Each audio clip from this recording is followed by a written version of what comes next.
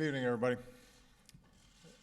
My administration has been closely monitoring the situation in Egypt, and I know that we will be learning more tomorrow when day breaks.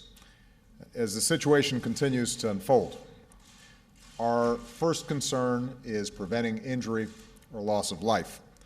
So I want to be very clear in calling upon the Egyptian authorities to refrain from any violence against peaceful protesters. The people of Egypt have rights that are universal. That includes the right to peaceful assembly and association, the right to free speech, and the ability to determine their own destiny. These are human rights, and the United States will stand up for them everywhere. I also call upon the Egyptian government to reverse the actions that they've taken to interfere with access to the internet, to cell phone service, and to social networks that do so much to connect people in the 21st century. At the same time, those protesting in the streets have a responsibility to express themselves peacefully. Violence and destruction will not lead to the reforms that they seek. Now, going forward, this moment of volatility has to be turned into a moment of promise. The United States has a close partnership with Egypt, and we've cooperated on many issues, including working together to advance a more peaceful region. But we've also been clear that there must be reform, political, social, and economic reforms that meet the aspirations of the Egyptian people. In the absence of these reforms, grievances have built up over time. When President Mubarak addressed the Egyptian people tonight, he pledged a better democracy and greater economic opportunity.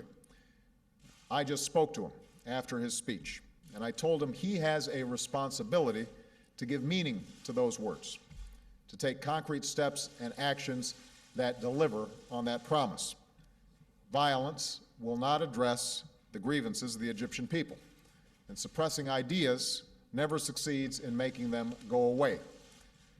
What's needed right now are concrete steps that advance the rights of the Egyptian people, a meaningful dialogue between the government and its citizens, and a path of political change that leads to a future of greater freedom and greater opportunity and justice for the Egyptian people. Now, ultimately, the future of Egypt will be determined by the Egyptian people. And I believe that the Egyptian people want the same things that we all want: a better life for ourselves and our children, and a government that is fair and just and responsive.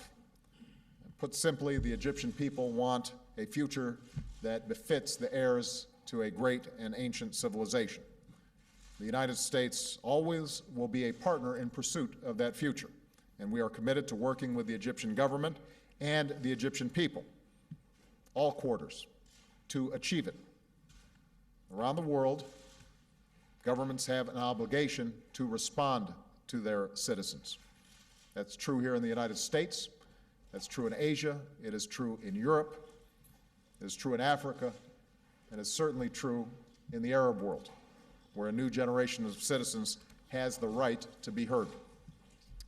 When I was in Cairo, shortly after I was elected president, I said that all governments must maintain power through consent, not coercion. That is the single standard by which the people of Egypt will achieve the future they deserve. Surely there will be difficult days to come, but the United States will continue to stand up for the rights of the Egyptian people and work with their government in pursuit of a future that is more just, more free, and more hopeful. Thank you very much.